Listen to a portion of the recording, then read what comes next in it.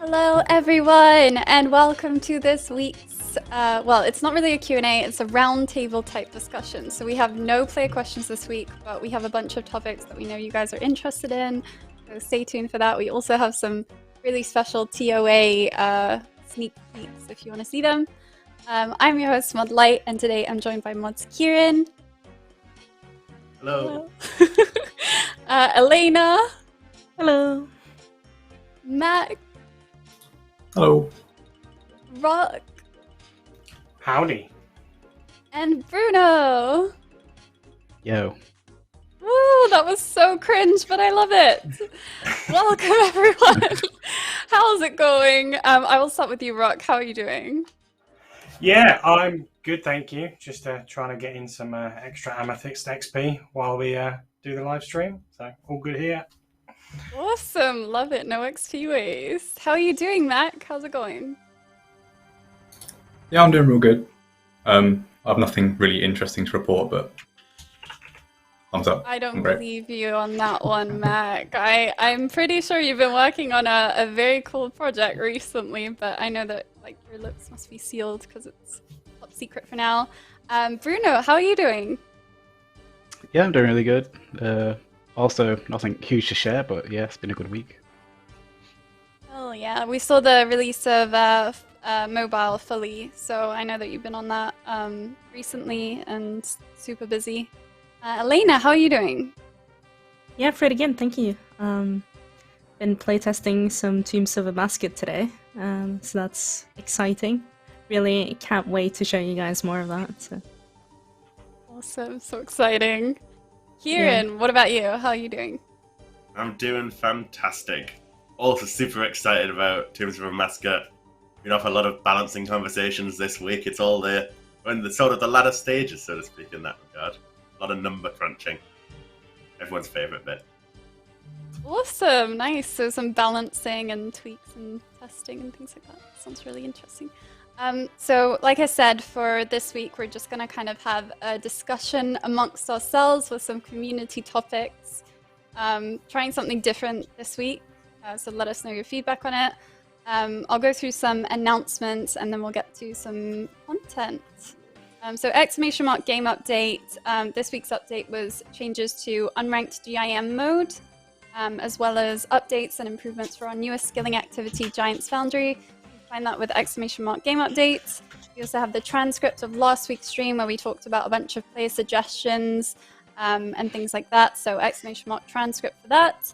And just as we went live, we published the Gillinor Gazette, which has a bunch of updates for you guys. Exclamation mark Gazette will take you to that. Right, so we just talked about Tombs of a Mascot, which is our third raid coming in mid-August. That's the date that we've given you in the Gazette. And we thought it's time that we show you some sneak peeks of the raid and the build-up to the release. First of all, we couldn't miss Volkerband's Where's Wise Old Man piece of content that they've just released. We saw it on Twitter, and it sparked a huge discussion amongst the team just because of the amount of references, so we thought we'd put it in this stream today. I just want to ask you guys, like, what your impressions of it? What did you think when you first saw it? I spent like most of my lunch looking at this, just like really examining each little thing. It's so cool. It's so insanely detailed. I went into this at first going, okay, I'm just gonna find the wise old man. And I ended up probably spending 20-30 minutes just like looking at all the fine details of this. And I still haven't found the flower, so I don't know where that is, but...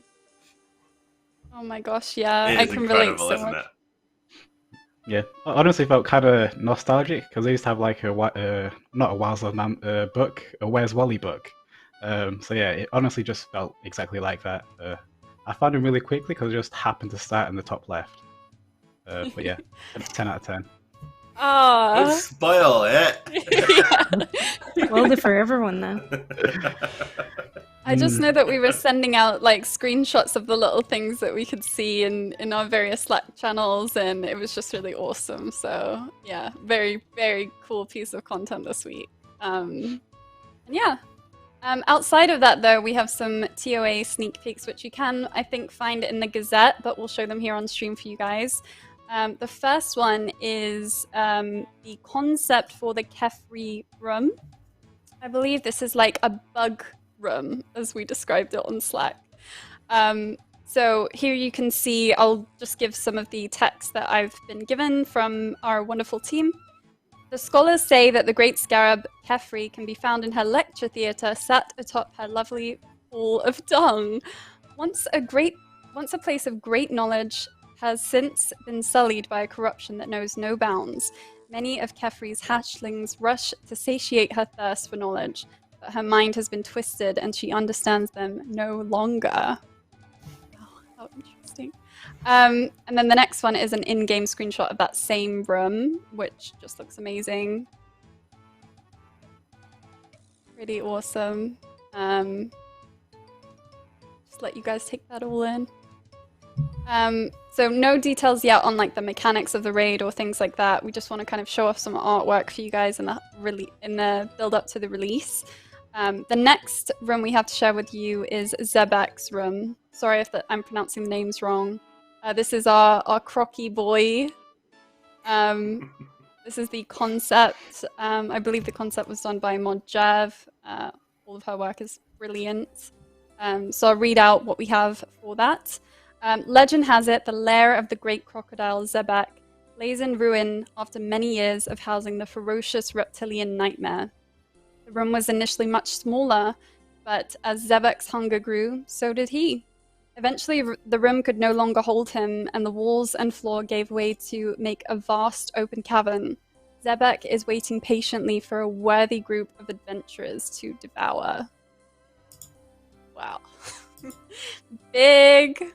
Again, no mechanics yet. We're not going to spoil anything, but the artwork just, to me, looks brilliant, amazing. I don't know if Mack or Kieren or anyone else wants to share any more on that.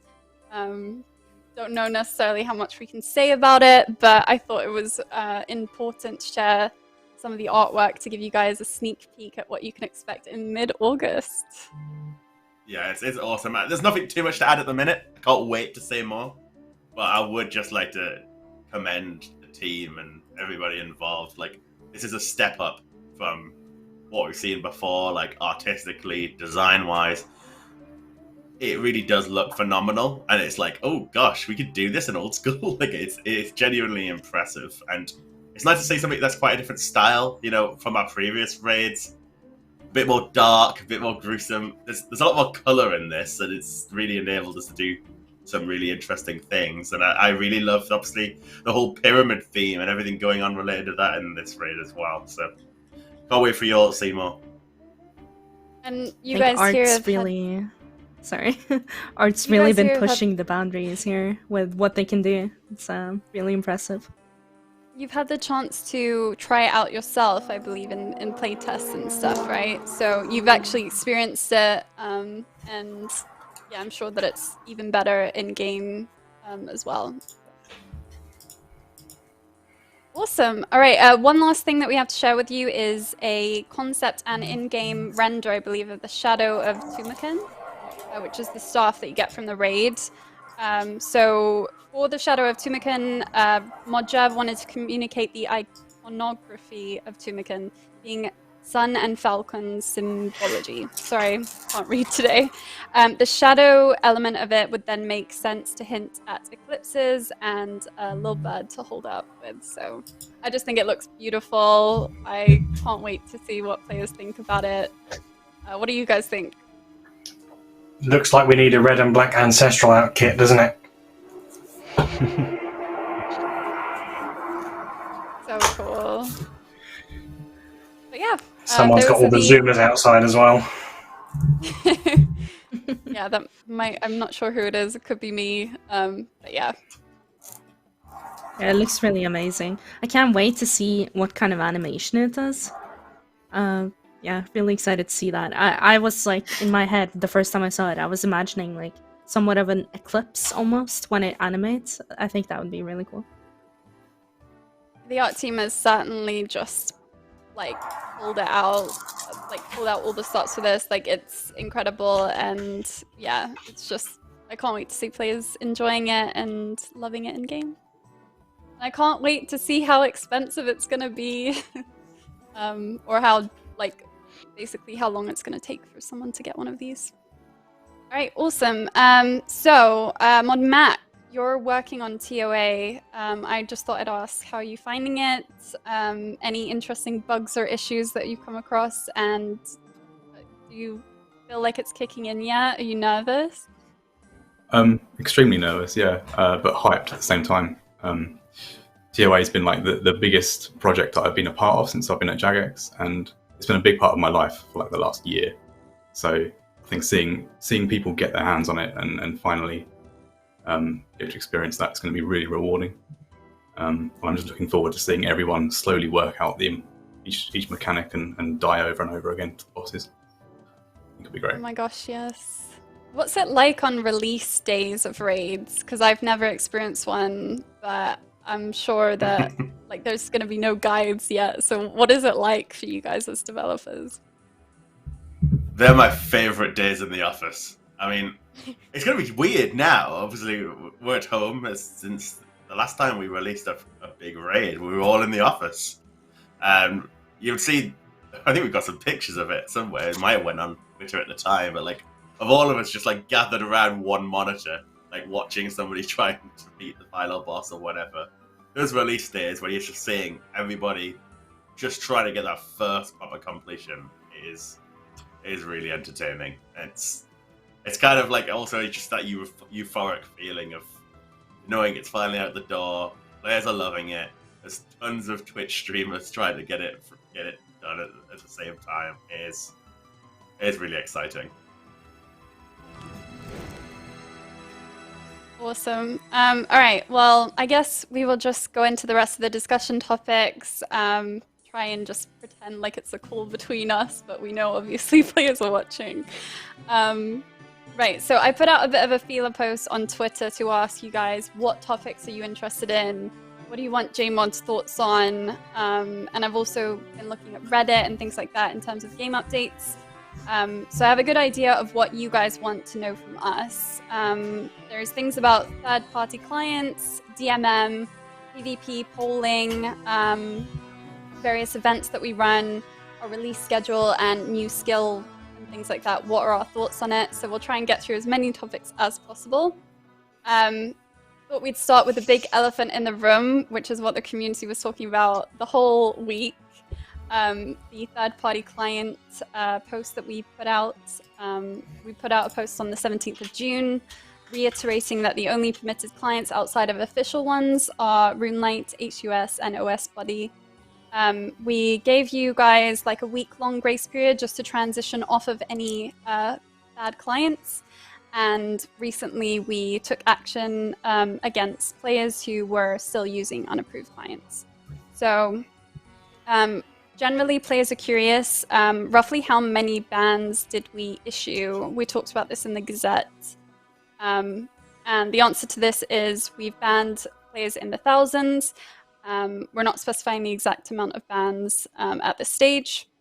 I noticed a bunch of players asking about whether we are going to be removing combat achievements or infernal capes from those players who were using those unapproved clients. At this stage, we might be looking to reset speed records, but that is undecided at this stage. And are we looking to do more of these bans moving forwards?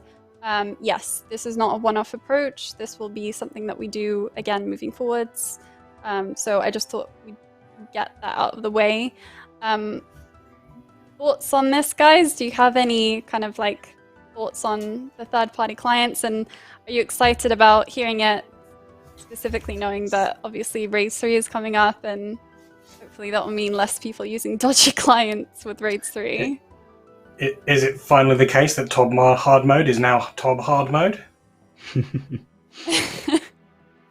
TOB entry mode is now just TOB. Oh god. I mean, hopefully it gets more people into the kind of like competitive aspect of TOA. That's my take on it. Like, if people know that we're serious about this and that we will take action against people using the legitimate means of getting raid kills. So yeah. It's certainly a relief as a designer not to have to worry about third-party clients as much when designing content.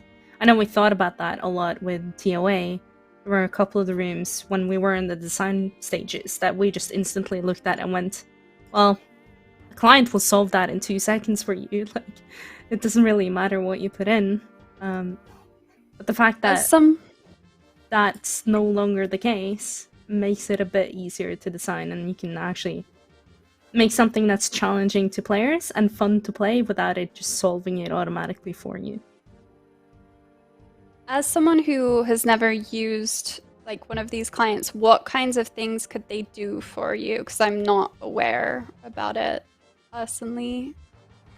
So, but when we referenced Theatre of Blood, the things that were particularly on clients, it was kind of like essentially making it to the point where you don't really have to pay as much attention as to what's going on. So it'll tell you when things are going to happen, tell you the best places to stand, tell you when to move, or in the case of the Zeg, it would tell you what path was there available, even if you wasn't the one that was given the path, and things like that, where it just completely negated the point of gameplay to the point where it was overpowered. And then, yeah, it was when something like that, and you kind of have to, if you're having to consider to redesigning content as a based off something that you have no control over like that, you then have to immediately try and take control of it as much as you can. And that is where the stances come in, where we are looking at all those different clients and custom clients and everything else as well. So, yeah. I'm just curious, when designing something like a raid, like TOA, did you guys have that in the back of your mind? Like, could players like cheese this with some kind of third-party client or whatever? And was that something like you legitimately thought about, and did it affect anything for you? 100%. There are some rooms in Tombs of Massacre which are kind of contain their own puzzle. So having something that would solve that for you would kind of just completely ruin the room. And it was something that came up quite a lot. But now that it's getting phased out, so it's a good feeling. Cool. All right. Well, hopefully that answers some questions about third-party client stuff. I always get a bit jittery when talking about it because this type of stuff is definitely not taken lightly by the community, but I'm really pleased to see such a positive response from the majority of people. I've seen a lot of creators basically praising us for taking action and actually, you know, putting our money where our mouth is kind of deal with regards to this. So I'm very happy to see that. Next up, the players wanted us to talk about DMM. We put a little bit of a statement in the Gazette, so make sure to check that out for the actual full statement. But it's fair to say that the finale didn't go as smoothly as we would have liked. And I thought it was important to share some insight from the team about why, the reasons why this happens, and just going into a little bit more of our experiences on that end. So the event wasn't streamed live. Players were wondering why it wasn't streamed live and maybe why we didn't hype it up as much as other events. So curious to know what you guys think. First of all, why didn't we hype it up as much as players think we could have? And the key thing is we wanted to put the focus on executing the rerun, doing it properly, and not having to worry about putting on a live show at the same time. We don't want the rerun to also be seen as like a marketing stunt, because that's really not what we were trying to achieve with it. We were trying to achieve putting it right for what happened last time. Although not everything went perfectly, as mentioned, it was obviously a darn sight improved from what we did, you know, last year when we ran the original finale.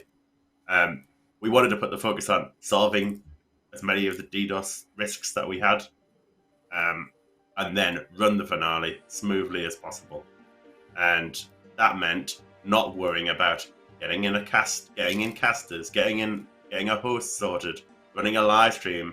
Every delay having to mean that like a user has to awkwardly try and hold up the stream for the next 40 minutes whilst we try behind the scenes to fix any issues. Like, stuff like that gives us something else to think about. It gives us an additional pressure, and at the same time, we also knew that players playing it would, of course, stream it as well, and so there was plenty of stuff online to watch, and indeed we were all watching the streams at the same time as well, and the entertainment still got out there. I thought actually when it was running smoothly, it was a thoroughly entertaining watch to actually watch the players involved and seeing Foe cast it as well from the stream he was watching too. So, like, I think that hopefully gives you some insight into why we chose to go this way. I think it wasn't the most important aspect of this Deadman finale. Absolutely. So, what actually happened from our point of view that caused the rerun to not go as smoothly? Obviously, I think it was an improvement on the previous one, but there was a little blip, and obviously that affected many players participating. So could you go into a bit more detail about what that was and what happened, really, for those who maybe weren't watching? The big thing is we've got to be slightly careful with what we say when it comes to this sort of stuff, because as many of you probably well know, DDoSing is a major issue, not just for RuneScape, not just for Old School, but gaming in general. Anything on the internet is always at that kind of risk, and it is a cat and mouse game. It's very hard to protect against. Now, obviously, since we ran the finale last year, we spent time analysing what sort of attack vectors the bad actors used. We assessed how could we better protect against them, what are our other weak points, what ways can we try and safeguard it to the best of our ability. And obviously, it took a while. We weren't sat down twiddling our thumbs in between the last finale and this one. We did put in a lot of work to try and give ourselves the best chance. But unfortunately, players still managed to find a method of DDoSing that used. That obviously caused some lag issues for some of the players on the server. It didn't affect everybody. And that meant a handful of people essentially unfairly lost some of their fights. Then we ensued into quite a long delay as we tried to really understand what happened and try and put new protections in place. So obviously that caused disruption on the evening. It was quite a lengthy delay. I'm sure people remember Oda having to juggle his sharks for like half an hour straight. That's a learning point as well, right? It shouldn't be necessary for a player to have to do that. But what we wanted to do was make sure we did everything we could in that time frame to try and solve those issues. And obviously, the rest of it went smoothly after that point. Is this something does that answer the question? Yeah, definitely. Is this something that will always happen, do you think, with Deadman? Is it something that has always happened with Deadman?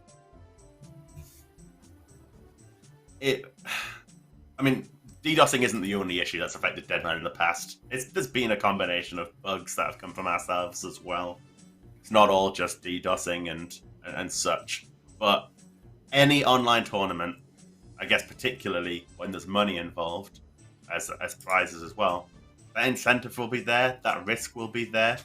And it's just about how we handle the risk.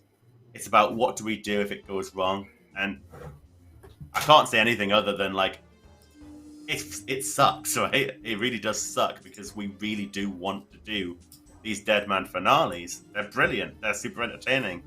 But we are obviously beholden to this risk every time we do it. So that's what we need to look at. We need to assess what can we do in the case that a DDoS happens. And the current format of Deadman is pretty difficult to handle that with. There's no easy way to say, let's replay this one match. because it's very programmatic, right? It's like everything progresses and players get logged out once they've lost. It's very hard to undo it and take you back to the same setup you were at the start of that fight, etc., etc. So what we want to look at is other ways to run, PvP events in general. Obviously, LAN, doing things in person when it's not going to be liable to DDoS at all is one great way to do it. But essentially, having the ability to just replay a match and such will be a vast help anyway. But the key thing is, we don't want to deliver a tournament that's just going to be subject to problems, because it's not good for anybody. It's not good for us. It's not good for the players who are getting a subpar experience as members inside of it as well. The other issue with a Deadman finale is that it's 2,000 people. So a LAN isn't really a viable solution for Deadman in that format either. So there's a lot of conversations for us to have, but there's more words said in the Gazette as well, where we talk about this, so you can give that a read too. But essentially, we want to put this sort of money, like prize money, towards doing PvP events and tournaments. But ideally, let's try and do them in a way that isn't, beholden to these kind of risks.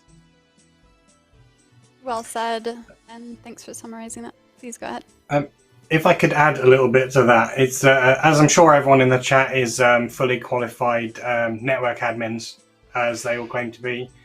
It really is kind of one of those things that you can throw a lot of money at it here and there and do everything you can to try and mitigate it and spend thousands of man hours to try and do a lot of these things. And ultimately, when it comes to the ways around DDoSing, is that you're forever going to be chasing anything. It's unfortunate, and I'm not saying it's an excuse for what has happened and the issues that we've had in the past as a result of it, but I do think that it's not just as simple as throw money at it, buy new servers, and everything else as people seem it is to be. It's a lot more complex than that. But yeah, like I said, it's not an excuse, and the issues have happened, but I do think there is a little bit of player learning on the other side as well in order to kind of understand how these things work, and it's not as straightforward or as cut and paste as it should be. I think it just sucks to know that PvP feels like it's an underserved part of the community, but it's like, how do we best serve that part of the community when it feels like certain parts within the PvP community want to like go at it and potentially ruin it for other members of the PvP community. And obviously we want to make sure that the PvP community is served, and just figuring out the best way to do that would be my input on it. A lot of people have asked, like, why don't we just implement Bounty Hunter? And I kind of want to get your takes on it. Like, this is like a discussion, so it's not a Q&A. And I'm just kind of curious about the devs and Bruno as QA, your input on it. Like, why don't we focus on other things in PvP, like Bounty Hunter, which is what they've been kind of asking us for? Okay, go ahead, if you want to go, Bruno. Okay, I'll try to take this one. For Bounty Hunter specifically, I think part of the problem was when there wasn't many rewards, people complained that it was dead and not worth doing.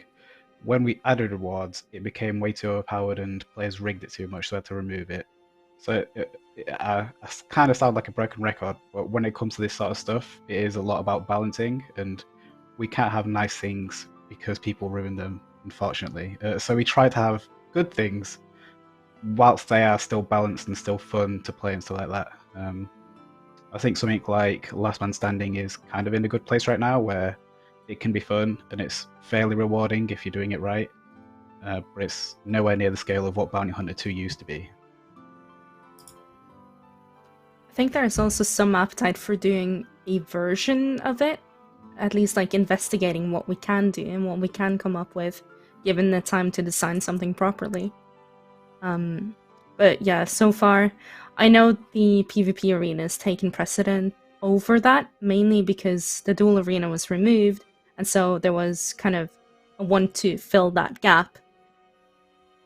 But yeah, obviously that team will still have projects once that's out, which is fairly soon. That's super exciting. And yeah, I'm hopeful that we can see something more in the wilderness fairly soon.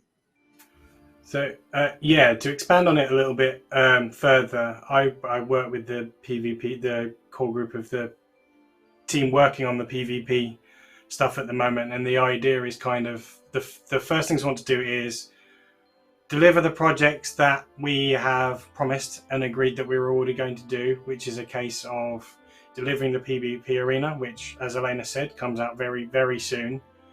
And then after that, we have the Wilderness boss rework, which we have promised for at least 2 years that we want to deliver, which is the reworks of Venenatis, Callisto, and Vetian. So I'm hoping we can share some of that stuff that we've got brewing soon once the arena's kind of live and everything's run smooth with that. And yeah, we've done some base design work already. We've got an idea of kind of things like we want and rewards, etc., that we'll then start speaking to players about, including the fact that we now have the Discord where we've got a group of people from various parts of the community involved as well that we're discussing. And then kind of once those two are done, that's when we get to turn around and go, okay, what is it that this community is wanting? What is it we need to do in general? And kind of then taking the basis of how we move forward, coming from the core group of players that it's more than likely to affect the most, whether that's adding Bounty Hunter, whether that's doing batches of Quoll against the Wilderness, whether that's taking some of the stuff that was proposed in the latest Game Jam and then applying that into existing areas of the Wilderness. Given that the project itself would have taken about 6 months to do completely, but there may be some smaller things that we can add in and kind of extend. So it's now putting the onus on us to work with those that are most involved in it to direct the way that that team is going to be working. So if ultimately that means Bounty Hunter is what people want the most, then chances are that is going to be the thing that happens after the Wilderness boss rework. I think like the way that you explained it made me realize how many different types of PvP there really is in the game. You have LMS, you have obviously this area which is going to be the PvP arena, which will appeal to some people. Then you have the Wilderness and all of those different types of like areas within the Wilderness that appeals to different types of players, people who like to PvP in clans and people who like to do single PKing. And then obviously people who want Bounty Hunter. And I think the one thing that I still don't understand yet, so maybe you guys, maybe chat can give insight on it, but as like a bit of a noob when it comes to PvP, I see players asking for PvP updates a lot. But in terms of the amount of like PvP updates that we have done, obviously we could always do more, but we do have the PvP arena coming. We had some various tweaks to the Wilderness and things like that. So there may be some PvP updates that we do that don't appeal to like other PvPers, but we still get the flack for not doing PvP updates, if that makes sense. But it's the case that sometimes we are doing PvP updates, they're just not appealing to those specific types of PvPers. That's how it comes across to me. I don't know if chat kind of understands that like mentality, but like there are PvP updates coming. It's just not the PvP updates that people necessarily want, maybe. And maybe it's a case of just finding out what PvP updates PvPers want and delivering those, if that makes sense. That's exactly kind of what we're wanting to do after delivering the first couple of projects that we have and that we already promised. They're not going to please everyone. And that's a really tough thing to do when it comes to the PvP community itself, because as you explained, there is multiple different like types of PvP or PKing, depending on how you look at it. So as soon as we can integrate more of those in, then that's exactly what we're going to do.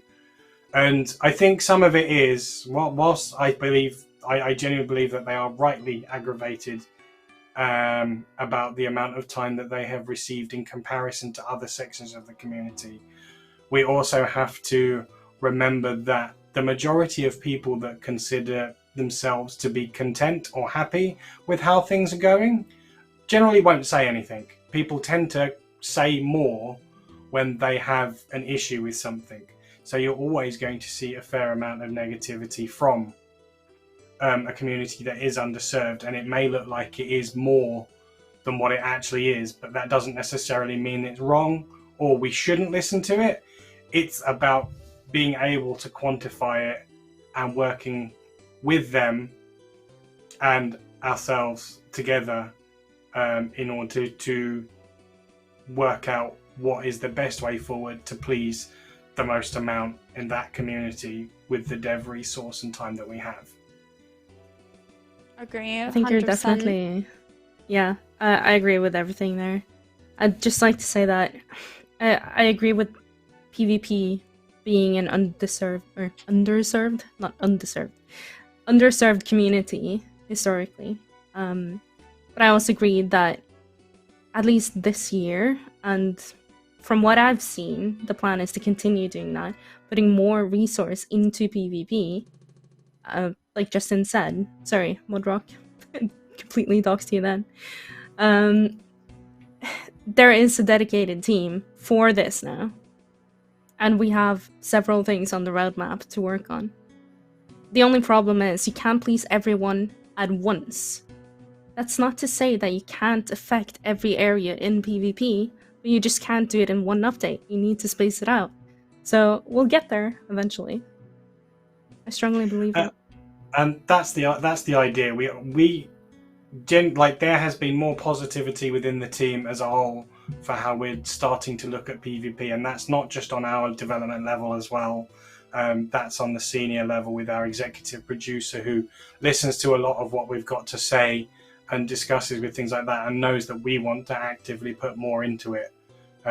So that's what we're trying to do, and it is going to take some time. I wish we could snap our fingers and kind of a lot of the stuff that we want to do will be done tomorrow. But like I said, we've got a lot more involvement in the team in wanting to push for this. A lot more involvement in CM as well. Mod Goblin is absolute king at the moment of all the stuff that he's dealing with and helping out with in order to get the PvP team like the right kind of information and dealing with everything, so we can essentially be the best development team that we can in order to deliver content for that community. Absolutely. And like the only thing I would add, just because this is a discussion, this isn't a Q&A, just a discussion, but it does suck from a CM point of view when I'm reading socials and I'm behind the scenes. I can see the devs working to try and please the community, and we genuinely want good feedback, but it really sucks that in some cases, like a perceived lack of knowledge, or maybe we say the wrong thing in terms of PvP, can bite you in the butt. Even today, like my kind of wishy-washy statement about how I felt about PvP as someone that doesn't really engage in PvP, you could see like the knives coming out, the pitchforks, and I just kind of wanted let people know that, you know, we have varying levels of skill within the team. Obviously, it's no secret, like someone like me, I'm not a PvPer, but I'm really keen to see that side of the community happy. Like, we just want to see PvPers happy if that's achievable, and just do our best to act on the feedback in the best way. So please cut us some slack. We've seen, you know, obviously, sometimes we make a bit of a slip up in terms of what we say, and we really apologize about that. But it's like that can be a deterrent, and I don't want anything to deter PvP from getting what it needs. So just be mindful about that if possible. And I just want to talk a little bit about PvP. What I would really like us to do is come forward and present to the players sort of like how we see the entire landscape of PvP. So, as in, much like you were both saying, Light and Rock, there's a ton of different PvP content. From Arena to Wilderness to Deep Wilderness to Bounty Hunter to PvP worlds as well. To even the mini-games like LMS and even the softer mini-games like Castle Wars, right? How does this landscape sit? What role does LMS serve? What role does PvP worlds serve? What role does Bounty Hunter serve? I would like to present this as almost like that cohesive strategy, just explain to the player base what we think all these different components are for, how they work together, and so on. Such that we've got a really good, solid understanding of how these things work together, such that they're not also conflicting. There's a lot of different places you can go to do 1v1 fights. So that's hard for them all to be alive, right? Like, you also spread them out, and that's also on the back of our minds. Like, if you spread everybody out, everything's going to appear less populated as well. So, does Bounty Hunter clash with PvP worlds? I think that's a valid question. I'm interested in what everybody in this call thinks. Does Bounty Hunter clash with PvP worlds? Is there a need for it to be one or the other? Or do they both serve different needs? I feel like they both serve different needs. As someone who hasn't really done that much of either of them, I still feel like people enjoy kind of like the high risk sort of PKing more in PvP worlds than Bounty Hunter, I guess. Especially because you can just not get targets. But it'd be a bit annoying if you went in there with the intention of like doing those sort of like high risk fights, and then you walk in and you get a target and they might like kind of just get in the way of the fight and stuff like that. So I think they both serve a purpose. So if we were to add Bounty Hunter back, I wouldn't expect us to get rid of PvP worlds. Fair play. That's interesting. All right. And then, yeah, I on the topic of Bounty Hunter, because that was, somewhat where we started. Sorry, Light. Just to carry on this conversation, because, like, I'm interested also in what thoughts, like, you have, Rock, or anybody else. Like, what do you even envisage? What do you actually envisage as a Bounty Hunter update? What would you like to do? Or is it too early? Do we not want to talk about sort of like, It's hard because it's not designed yet, right? Yeah. It's not designed yet, so it's more like a vision. Like, how could you see it panning out, potentially? Yeah. I find it very hard to say because I never played Bounty Hunter as I used to be. I didn't play, the Bounty Hunter Crater, I believe it's called, back in the day. So for me, I would need to take some time and actually research what that was like, and potentially talk to people who played it as well, and see what they really want from it. I think a lot of what we've already done and what I've experimented with, the first iteration of Bounty Hunter seemed to have been the best in terms of what players actually liked and enjoyed about it.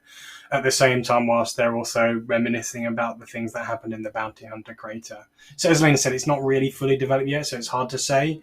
But one thing that will probably serve us well is having a look at all the various things we've done, what worked, what didn't, what did players like, what did players not like, what can we handle and deal with as well at the same time. And then kind of starting from the base that we've already got, and then it being fully embedded within the community to build up the system as to how they want it, but at the same time, it's like how we can also manage it feasibly as well. One thing I think you could do well with as well is try to think about or give some thought as to how you could kind of get people interested in doing it, right? Like, maybe try to get more people into PvP through that system. Maybe it has different tiers, so you have like an outer ring perhaps where the odds aren't that great, like maybe you don't lose all your items, you lose a few, and then the further in you go, the riskier it gets, but maybe the more rewarding yet. So the newbier people, I would say, would maybe stick to the outskirts, and then the further in you go, the more difficult people you'd hopefully meet.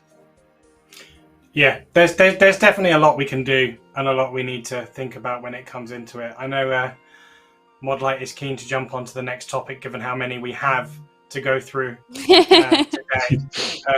But like I said, we do have a Discord that has been set up. I'll try to organise, see if I get some socials to kind of repost the invite links out, that we are letting people view. There is only a small number of contributors that were picked from the original survey that we did.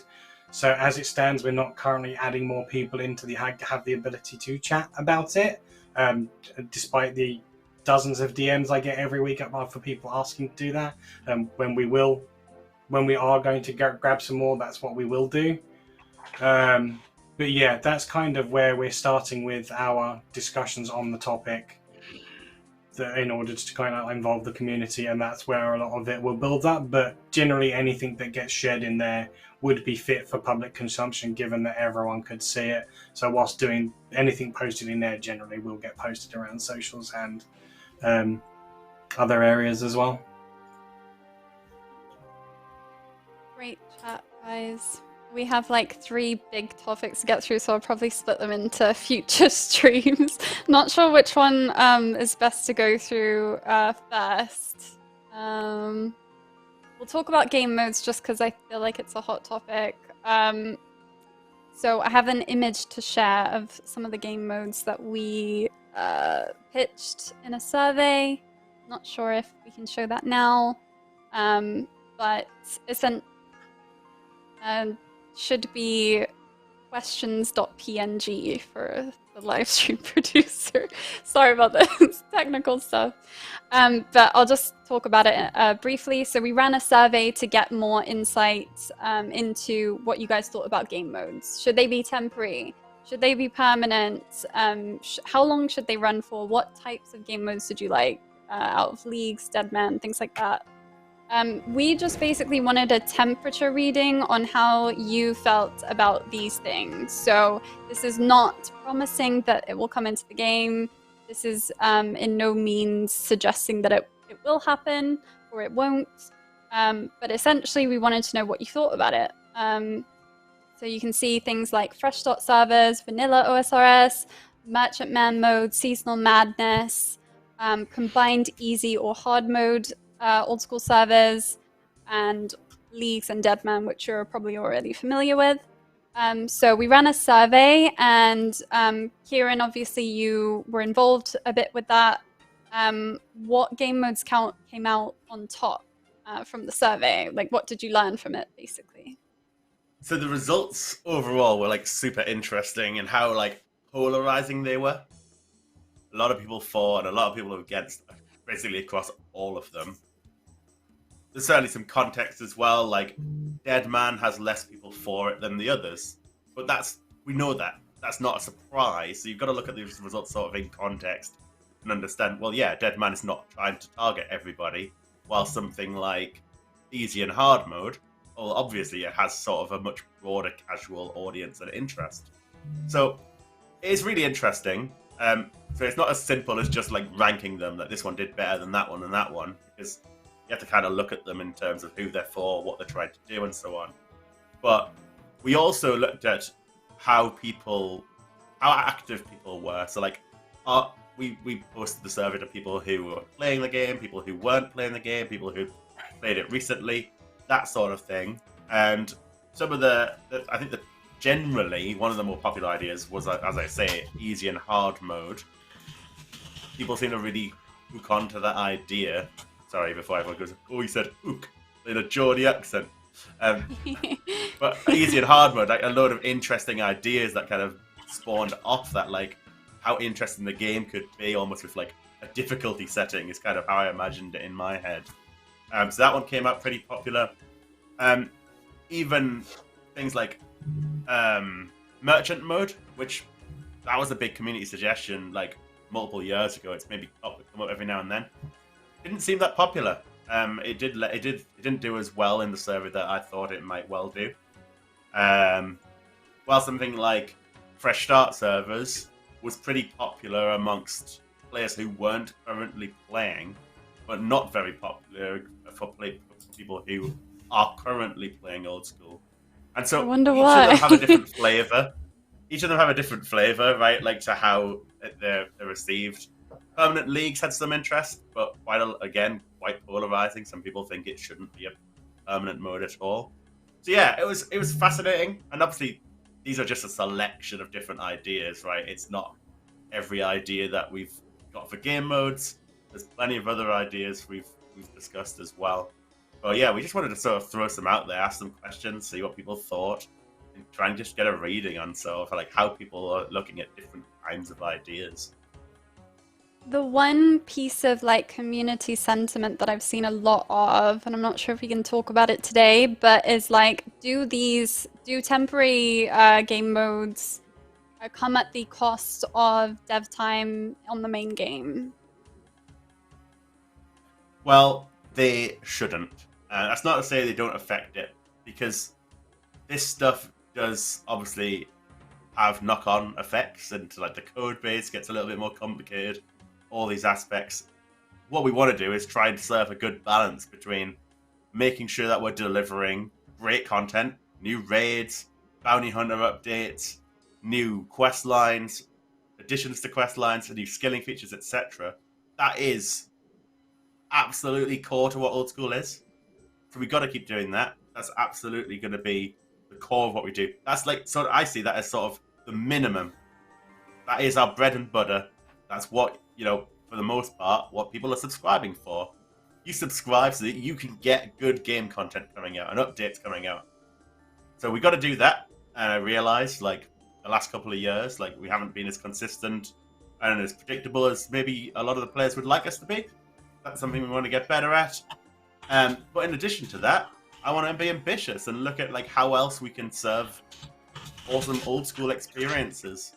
Leagues was quite experimental when we first did it, and it's now turned into this thing that we do once every year and a half sort of thing, and really gives you a different spin on Old School. Same as Iron Man modes were very experimental and driven by the community originally, and even things like Dead Man, back when we first did that, completely out there idea that we wanted to bring and give you a different way to play the game. And look, to add to that, players of a lot of players in this chat. I mean, type in the chat when you first started playing RuneScape, and I'll wait a second to see what you all say, right? But I'm expecting a lot of like 2005s, 2007s.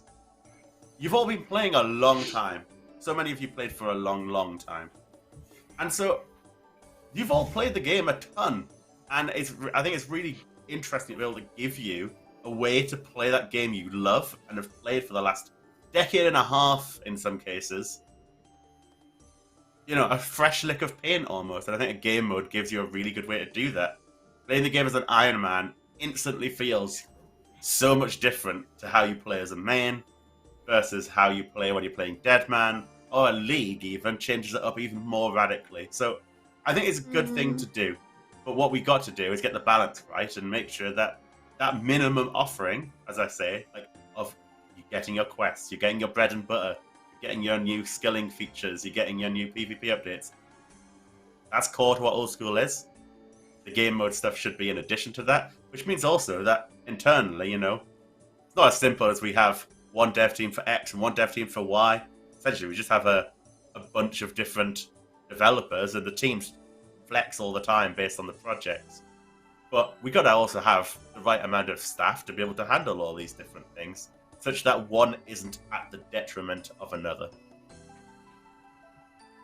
I really like the way that game modes allow you to experiment as devs and flex your creativity and try out different things. I love the idea that like potentially you could do something in a league that players might get to try out and then love it and then get it into the main game potentially if they really like it. So yeah. Curious about the panel. What do you all think about the leagues that have happened? Which is your favorite one? Which would you personally rerun if you could? I'd love to rerun Trailblazer. That was like the peak for me. As much as I love Shattered Relics, I think Trailblazer was just the king. And from what I understand, it would be really easy to do as well. It's kind of ready to go. And we could just take what we learned from the first run. Maybe there were some balance issues there, like with the last recall rune. But we can make some changes, and I think that would be really good to rerun. Yeah, I agree with that's that. definitely I think, my favorite. Sorry, you go, Brent. I think, I think Twisted League was great. But if we were to replay it, I think it would have lost a lot of what made it great. Because I think part of what made it great was not everyone had been in Zaya or Kieren that much, so it was kind of a new experience for a lot of people. But as a rerun, I think Trailblazer would definitely be the one, because even if you rerun it, there's still so many things you can do to change the way that you play it, because whilst you might have taken one path the first time round, you could just take a different path this time. So I didn't go to Prifddinas last time, so maybe this time I could go to Prifddinas and check out the content there. So that would be good. I think Trailblazer definitely had the most replayability in that sense, so it would probably be the best one to rerun. I think Twisted League has this like special spot in my heart just because it was the first one, and it just felt so unique and special jumping into it for the first time, never having seen anything like this in Old School. So it's hard to say which one's the best. Obviously, Shattered Relics kind of had all those learnings from the previous leagues as well, and it was just really interesting concept to explore. So I really love them all, and I can't wait to see what the next one's going to be, honestly. Rock, what about you? What league would you redo? So out of the 3 leagues, I only played the most recent one, Shattered. So I don't have overly much experience. I'm not someone who is necessarily enamored by temporary game modes. For me, I'd rather spend the time playing on my main, because it's like basically a permanent upgrade where I'm getting the XP in, as opposed to something over 6 months. I do completely get the whole idea behind it, and the fact that they are awesome and people enjoy them, but there's people that don't as well. And for me, I do question whether we've done too many game modes recently, but I do think one a year is probably about right, whether that is 1 league or 1 dead man or something like that, to at least give us variety. But yeah, leagues aren't for my type of playing, I'm afraid. Fair. All right. We only have about 10 to 50 minutes. I don't want to keep the guests too long. So we're going to speed through 2 topics. There's a bunch of other topics that you guys want us to discuss. So let us know if these types of streams are something that you like, and we'll do another one potentially. But wanted to touch on Pride because this happened recently. From my point of view, personally, I can't speak on behalf of others, but this was long overdue, and it's one of my favorite community highlights so far. Something I'm proudest of since I've been at Jagex. So just discussing, like, why did we decide to do it? What do you guys think?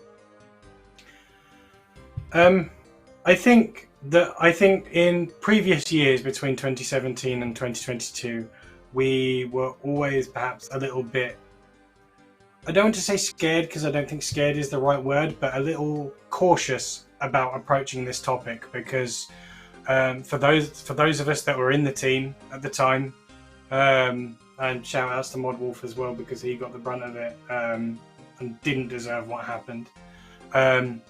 But it did scar quite a few people that were around at the time, just the amount of vitriol and hate and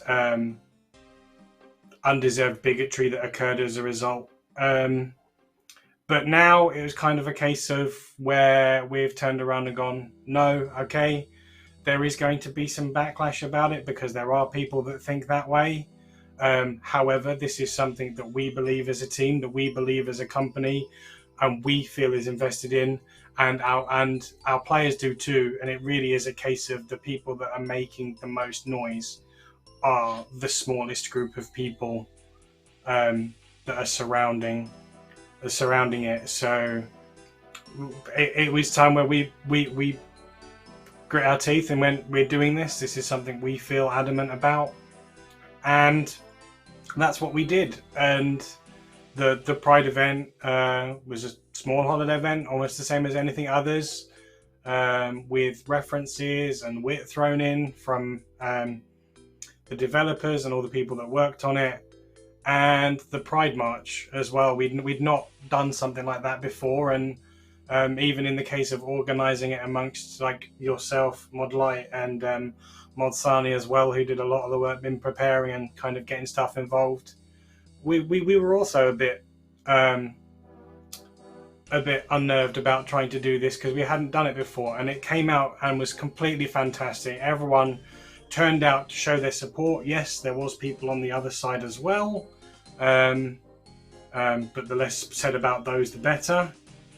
And I think it has completely reinvigorated the way that the team thinks about this kind of content and how this behaves, and the community. And I would definitely like us to sign up and be able to do an event every year, along with a Pride March every single year, where people can get involved, hopefully done across more worlds, because we filled up more worlds than we expected due to the amount of people that wanted to participate and take part in the Pride March in a good manner, where we filled up 3 worlds pretty quickly, and just all round show our support for these people that deserve it. And it is kind of like the hinder group of our current generation, like there has been in the past, that eventually somewhat became normalized, and that's what we want to do by creating these events, by having these marches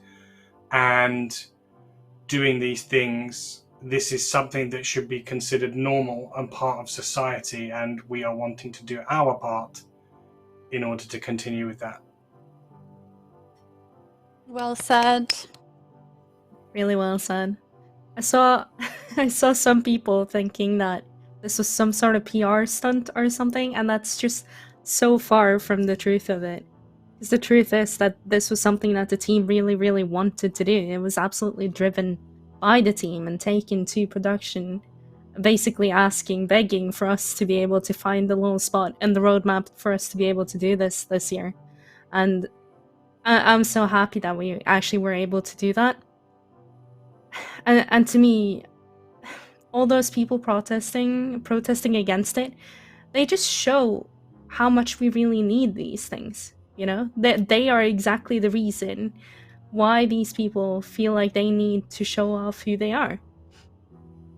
So, absolutely, I want to keep doing Pride. Yeah, 100%. You guys are both speaking amazingly on this, and I just want to add as well, like, we have a large LGBT community in Old School RuneScape. I want that community to feel that this is a place they are welcomed in. And I would rather make the haters, those bigots, or whatever you want to call them, less welcome. I would rather welcome the love and say goodbye to the hate. And things like this can make sure that that is clear to the LGBT community, that we do welcome them. We want them to be a part of the entire Old School community. They're just as welcome as anybody else. And, you know, simply put, the LGBT community has been oppressed. It's still oppressed across the whole world. And this is why this needs saying. And this is why this needs including in our game. And my God, did the positivity and love the community showed outweigh any of the negative crap that we also saw. So, absolutely worth it. And expect us to be doing Pride events in the future. Certainly Pride marches in the future, because it was an absolutely wonderful thing to witness. Wonderful thing to see everybody get involved in as well. Because, man, we filled multiple worlds. Multiple worlds had marches going on, and that to me is pretty incredible. Because normally Old School players don't do anything unless there's a reward for it. This was the reward here was the love to show to the LGBT community, and that was enough. I think just to add, sorry. No, you go ahead, Bart. I was going to say, just to add a little bit more onto that, there have been some discussions internally about like how the Pride event went, and that we're all happy about it. And one thing we did discuss that we do actively want to do in the future, whilst we didn't unfortunately get time to do it because we still wanted to launch it in Pride Month this year, is that in the future we will be looking at the existing rewards that have been given and future rewards that we look to give as well, and also look to include subsections within the LGBT community, and also not only display the pride colours, but also look to display the trans colours, the non-binary colours, and all the other sections that we can deal with as well, and make them feel included in dealing with in putting them into our community. That's awesome. And yeah, I was just gonna add like a little story time from my end. I am a noob. I've never been to like huge events in game before. I had no idea that at a certain point the game will stop rendering players if you reach a certain amount. And so when we were doing the Pride March and, you know, we had a group of players, I was like, great, this is our group of players. Awesome, let's go marching. I had no idea how many people there were. Like, it was incredible. Like, they just wouldn't render, which was just crazy. It blew me away about how many people there were. When I was told that the worlds were full and that people were trying to get into a third world, I just couldn't believe it. It was a really lovely event. It's probably the highlight of my year so far, just seeing how much support there was, how much love there was. And I'm so glad that we did it, and I'm so glad that you guys came to support us. We love you so much. Right, we were going to talk about a new skill as well, and polling, and a bunch of other topics, but unfortunately, we have gone over time. So probably we'll have to save that for another stream. If you guys did enjoy this kind of format of streams where it's more of a discussion rather than a Q&A, do let us know, because we can do more of them. If you didn't like it and you would prefer Q&As, let us know constructively and we'll take that on board. So if I can just clarify as well, that's just on the topic in general, no like announcements or anything. Oh I yes, see people sorry. wanting to hear about the skill. It's just Yeah, no. general conversation, nothing. Sorry, nothing I in should have particular. clarified that. No new skill news from us, but in terms of questions about what devs think about a new skill. Sorry about that, that's completely my mistake. So yeah, we were gonna talk about it, we were gonna ask about dev opinions on it, we were gonna ask about why it's failed or why it hasn't happened, and then just discuss it as a kind of like roundtable discussion. So if that interests you, let us know and we can do another stream like this, but we won't be able to cover it in this stream. It probably warrants its own stream, so we'll probably do that if that's something you guys want. So yeah. Right, so wrapping up then, we'll go through the announcements. Game update, some highly anticipated changes to unranked GIM mode and improvements to Giants Foundry. You can find that with Game update. Transcript for last week's stream. We talked about player suggestions. It was a general Q&A, so make sure you catch up on that. Has a rare appearance from Mod Ash, who I love it when he's on streams. He talks about like the most technical, cool stuff ever. And then Gazette. We recently published the Gazette, which has more information about like upcoming content and things like that. And statements around DMM, so make sure that you check that out. All right, that's it for this stream. Does anybody have any final words or any conclusions? This format's been fun. I've liked it. Cool, Yeah, I'm glad to lot, hear. yeah. Yeah, I'm hoping we can do more like podcasty style streams, because I just feel like you guys get a chance to talk a bit more broadly about stuff rather than like directed focused questions, which sometimes you may want to talk about something else. So I think it's really important to make sure that players feel connected with you and get more about like behind the scenes kind of insight. So hopefully this was a W. All right, I think we're good to wrap up, guys. We'll see you next time. Let us know what you think. Bye. Bye all.